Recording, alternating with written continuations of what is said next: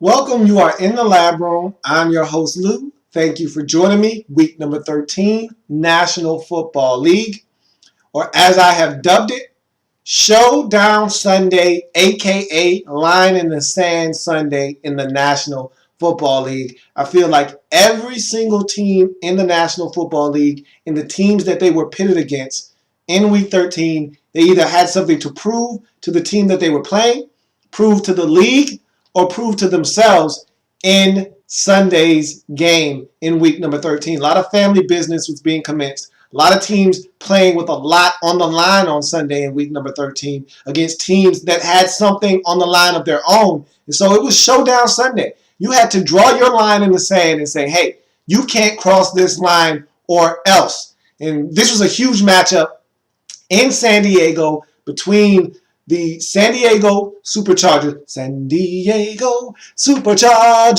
taking on and hosting the Cincinnati Bengals coming off of their bye. No teams in the league have any more byes. Every team has completed their bye. From here on out, there will be 16 games on the slate every week. And so the Bengals were on the last wave of byes last week. And so they had to come off this bye, do some soul searching, and they felt like they had done some self-evaluating during the bye, and they had some things to prove. And again, the Ravens and the Steelers are starting to come on. And if you're the Cincinnati Bengals coming off this bye, you can't afford to come out west to a San Diego Chargers team that's coming off of an emotional high, beating the San Diego Chargers, beating the Kansas City Chiefs a week ago. You can't allow them to beat you if you are the Cincinnati Bengals. But if you are the Bengals, you've struggled on the road all season long. So what Showdown Sunday means for you is you need to go on the road, and I've been singing this song all year long. You need to go on the road against a tough San Diego Chargers opponent and get a quality win on the road against a team that has their backs up against the wall, that they need it just as bad as you do, and they're a quality football team. They went to Kansas City and beat a 9-1 Kansas City Chiefs football team by scoring 41 points. So this team can get it done. So if you're Cincinnati on Showdown Sunday, what it means for you, I'm on the road out to show everyone and prove to not only myself, but to everyone around the league that I can win on the road against a quality opponent. If you're San Diego, Showdown Sunday for you means something totally different. You're not leading your division. You're not in the playoff race right now. You're looking to try to get back into the playoff race. And so a win for you at home versus a quality opponent in the Cincinnati Bengals could mean a lot. This could be the difference between you getting in the postseason, you not making the postseason. This could be the difference between you seeing this Cincinnati Bengals team later down the line, trying to get into the postseason, and they can't get in because you guys have the same record and you beat them head-to-head in San Diego in week number 13. This could mean a lot of different things. But right now for you, this game means a chance to get back to 500 at 6-6, a chance for you to put yourself in the driver's seat, in contention to get into the AFC playoffs as the number 6 seed. This game means a whole heck of a lot to you. This means a 2-game winning streak, some momentum going down the stretch. For you, Showdown Sunday means I need a win to get back to 500, to put myself in that AFC wildcard race, to put myself in a position to try to make the postseason. This is a huge game for both parties involved. Let's get to the action and break it down through the eyes of me, Louie T. So, 7-4 Cincinnati Bengals coming off the bye week, taking on the 5-6 San Diego Superchargers. And this was a very, very well-played football game on both sides, but mistakes, and we know mistakes will get you every time, mistakes, and the inability to get in the end zone. Field goals don't win games, touchdowns do, prove to be the difference in this football game. So let's get to the action. Huge fumble by Antonio Gates on a beautiful opening drive by San Diego that was going to yield points. Antonio Gates had a game to forget in this one. Chargers open up the football game with beautiful balance. Run and pass. Phillip Rivers playing exceptional on this opening drive, spreading the ball around, moving it down the field. They're going to get something out of this possession, albeit a field goal or a touchdown. We don't know what the end result will be. But this was a long marching San Diego Chargers drive to start this game that they were already in field goal range. They felt like they could probably get a touchdown the way they were moving this football. And then Antonio Gates coughs the football up. So, tough break for the San Diego Chargers. Again, you're at home. You're the 5-6 team. You're the one that needs this game the most. The Cincinnati Bengals, they don't want to lose, but guess what? Even if they do, they're still leading their division by a full game without this win.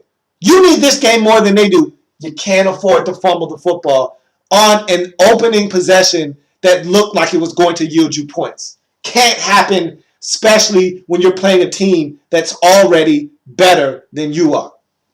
So, nothing comes of that opening drive that really looked promising for the San Diego Chargers.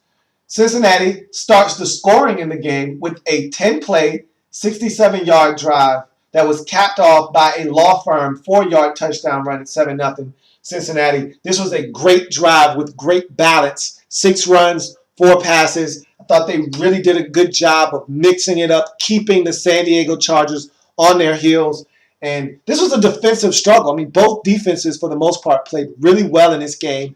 They forced turnovers at the most inopportune times. They did what they had to do to keep a lot of points from being put on the scoreboard. We've seen San Diego in one of these games. Normally, they've been on the other side of the stick at the end. We saw them earlier in the season on Monday Night Football versus the Indianapolis Colts in a game much like this, low scoring, a lot of defense, them at home, and they were able to get the victory. And this one, they're playing against a different caliber football team in the Cincinnati Bengals. And this Bengals team, they were able to run the football, something that the Colts could not do against San Diego earlier in the season. And they were able to force turnovers, something that the Colts weren't able to do against San Diego in that game earlier in the season as well. 7-0 Cincinnati early in this football game.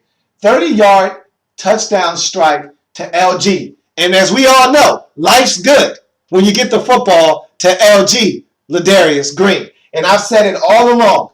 Get this man the football. I want to see him in the game more. And I thought he was in the game a whole heck of a lot in this football game. And that's what I want to see. I want to see LG in the game as much as you can humanly possible.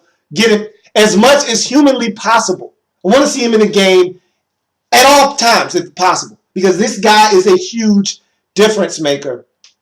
And you see it every week, him making huge plays in the passing game. Last week, it was about a 60-yard TD strike from Phillip Rivers that really changed the complexion of that game in Kansas City where you were able to win. This week, you don't get anything on that opening possession because of a fumble by Gates.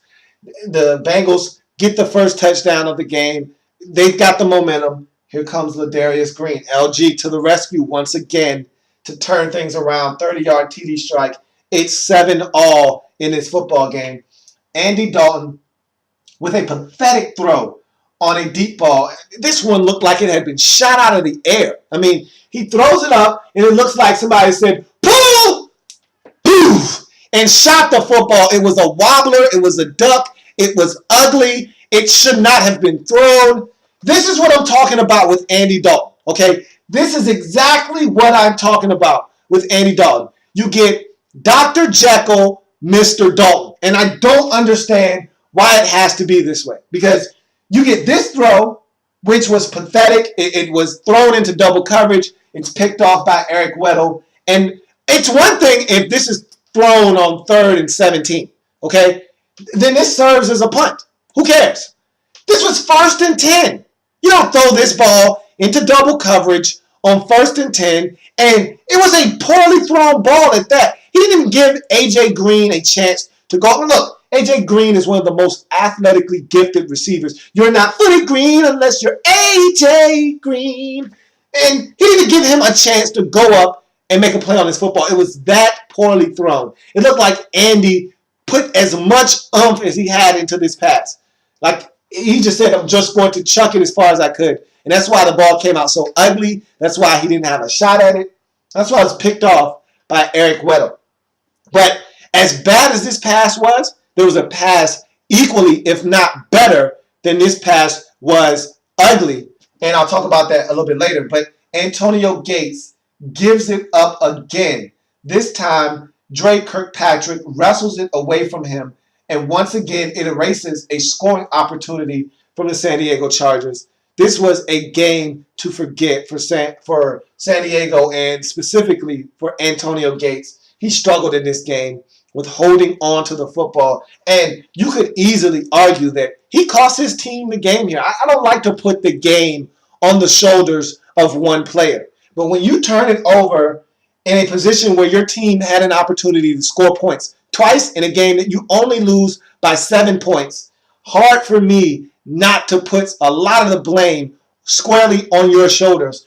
And that's where you got to put a lot of the blame in this loss, in this game, to Antonio Gates. I mean, he struggled in this game. The Bengals really did a great job of really taking the football away from him. And I don't know if they saw something on film or they just were opportunistic when opportunities presented themselves. But, I mean, Dre Kirkpatrick just took the football away from him. Just simply snatched it away from him. He wanted it more than Gates did on this play. On the one earlier, he just coughed it up. So Gates struggled. He took points off the board in a game that was so tightly contested.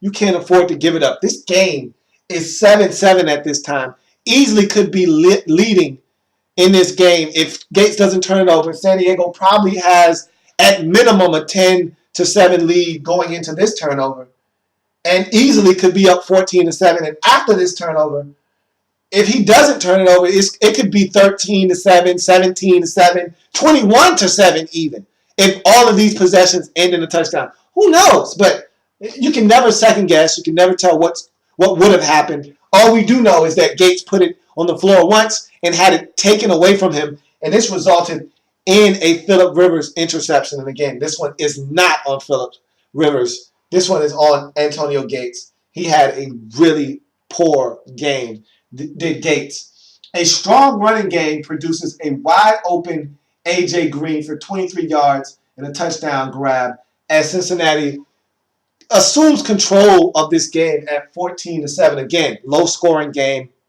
We're getting into the later stages, and I thought the Bengals switched it up. They put Giovanni Bernard in there.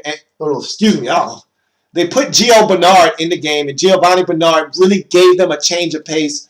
I mean, they were really hammering them with Ben Jarvis Green Ellis, the law firm, all game long. They sprinkled in a little bit of Gio Bernard, and Giovanni Bernard really came in, and he started to infuse a lot of speed and quickness into this lineup, and they had a problem stopping him on this particular drive. And what ended up happening is that they went play action fake. It was zone coverage.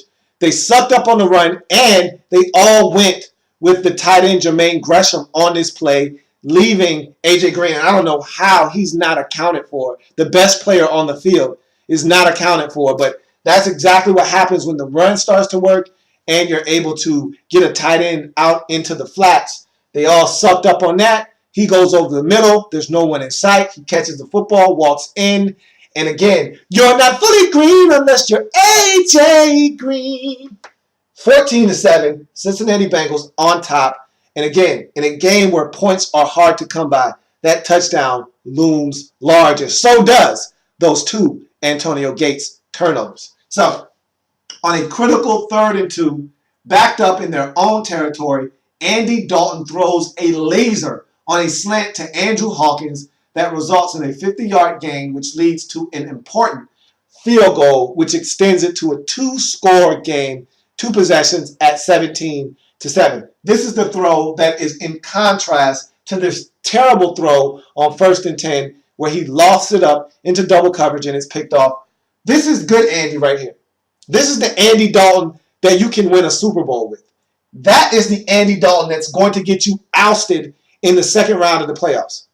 That's the Andy Dalton that's going to get you out in wild card weekend. That's the Andy Dalton that's going to get you all the way to the championship game. This is a laser shot.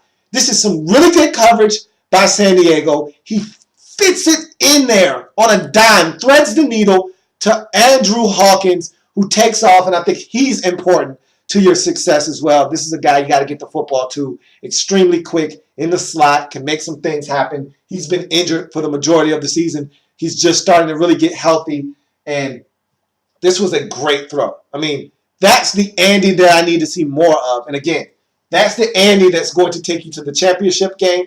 This is the Andy here that's going to get you ousted in Cincinnati in Wild Card Weekend if you're not careful. So it's the tale of two halves with Andy, and I need to see more of the good Andy because this bad Andy is going to get this Cincinnati Bengals team in trouble. This good Andy could do some big things because this team is extremely talented, and I need to see more of the good Andy. And that was a big throw in this football game. It's now 17-7 because of it. Keenan Allen coughs it up, surrendering prime field position for Cincinnati. But 2 plays later, the normally shorthanded Ben Jarvis Green Ellis, the law firm, does this same exact thing as Keenan Allen.